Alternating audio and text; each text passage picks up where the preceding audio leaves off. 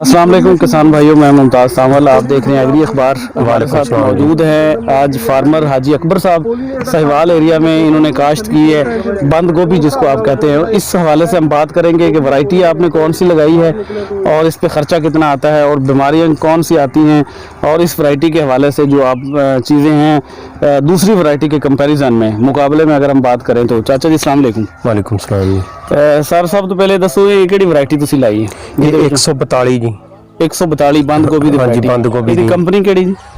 ਐਵੀਓਲ group ਦੀ ਸਰਟਸ seed company ਦੀ ਤੁਸੀਂ ਲਈ 142 ਜੀ। 142 ਵੈਰਾਈਟੀ ਬੰਦ ਗੋਭੀ ਦੀ। ਹਾਂਜੀ। ਅੱਛਾ, ਇਹਦਾ ਤੇ ਦੂਸਰੀ ਜਿਹੜੀ ਤੁਸੀਂ ਉਹ ਵੈਰਾਈਟੀ ਲਾਈ ਹੈ ਉਹਦੇ ਵਿੱਚ ਕੀ ਫਰਕ ਤੁਸੀਂ ਮਹਿਸੂਸ ਕਰਦੇ ਹੋ? ਉਹਦੇ ਵਿੱਚ ਇਹ ਫਰਕ ਆ ਕਿ ਜੀ ਉਹ ਜਦੋਂ ਤੋਂ 1 ਕਿਲੋ ਤੋਂ ਫੁੱਲ ਬੜਾ ਹੋ ਜਾਂਦਾ, ਫਟ ਜਾਂਦਾ। ਹਾਂ। ਇਹ ਫਟਦਾ ਨਹੀਂਗਾ। ਅੱਛਾ।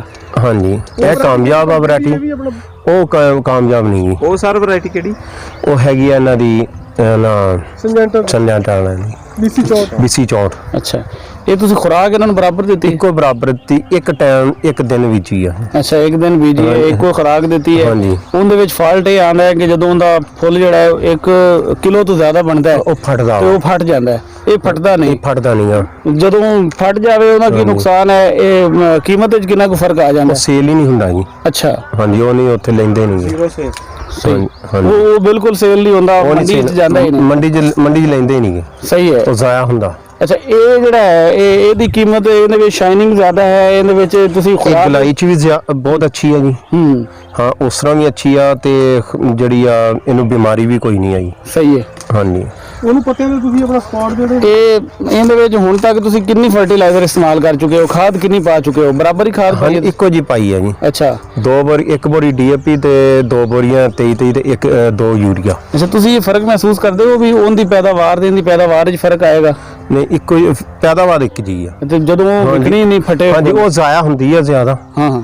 ਤੇ ਇਹਦਾ ਹੀ ਪੈਦਾਵਾਰ ਠੀਕ ਆ। ਯਾਨੀ ਕਿ ਮਾਰਕੀਟ 'ਚ ਸਾਨੂੰ ਇਹ ਵੀ ਫਾਇਦਾ ਹੋਏਗਾ ਕਿ ਅਸੀਂ ਉਹ ਵੈਰਾਈਟੀ ਜਿਹੜੀ ਹੈ ਉਹਦੇ 'ਚ ਜ਼ਾਇਆ ਜ਼ਿਆਦਾ ਹੋ ਜਾਏਗੀ। ਹਾਂਜੀ। ਇਹ ਜਿਹੜੀ ਹੈ ਪੂਰੀ ਦੀ ਪੂਰੀ ਅਸੀਂ ਪੂਰੀ ਸੇਲ ਕਰ ਸਕਦੇ ਹਾਂ। ਸਹੀ ਹੈ। ਇਹਦਾ ਸਾਈਜ਼ ਮੈਕਸਿਮਮ ਕਿੰਨਾ ਸਾਈਜ਼ ਹੋਇਆ? ਸਭ ਤੋਂ ਜ਼ਿਆਦਾ ਵੱਡਾ ਸਾਈਜ਼ 2 ਕਿਲੋ ਦਾ, 3 ਕਿਲੋ ਤੱਕ? ਤਕਰੀਬਨ 2.5 ਕਿਲੋ ਤੱਕ ਦਾ ਫੁੱਲ ਹਜੇ ਮੌਜੂਦ ਆ ਵਿੱਚ। ਸਹੀ ਹੈ। ਹਾਂਜੀ। ਇਸ ਤੋਂ ਇਲਾਵਾ ਕੋਈ ਇਹਦੇ ਬਾਰੇ ਤੁਸੀਂ ਗੱਲ ਕਰਨਾ ਚਾਹੋ ਦੂਸਰੀਆਂ ਵੈਰਾਈਟੀਆਂ ਦੇ ਹਵਾਲੇ ਨਾਲ, ਜਿਹੜੇ ਕਿਸਾਨ ਭਰਾ ਤੁਹਾਨੂੰ ਸੁਣ ਰਹੇ ਹੋਣਗੇ, ਕੋਈ ਉਹਨਾਂ ਨੂੰ ਸਲਾਹ ਦੇਣਾ ਚਾਹੋ ਇਸ ਹਵਾਲੇ ਨਾਲ? ਨਹੀਂ ਜੀ, ਮੇਰੇ ਦੇਖਣ 'ਚ ਬਹੁਤ ਅੱਛੀ ਵੈਰਾਈਟੀ ਆ। ਮੈਂ ਪਹਿਲੀ ਦਫਾ ਲਗਾਈ ਸੀ, ਬਹੁਤ ਅੱਛੀ ਵੈਰਾਈਟੀ ਨਿਕਲੀ ਆ। ਅੱਗੇ 3-4 ਵੈਰਾਈਟੀਆਂ ਲਗਾਉਂਦੇ ਰਹੇ, ਉਹ ਸਭ नहीं अच्छी नहीं निकलती। सही।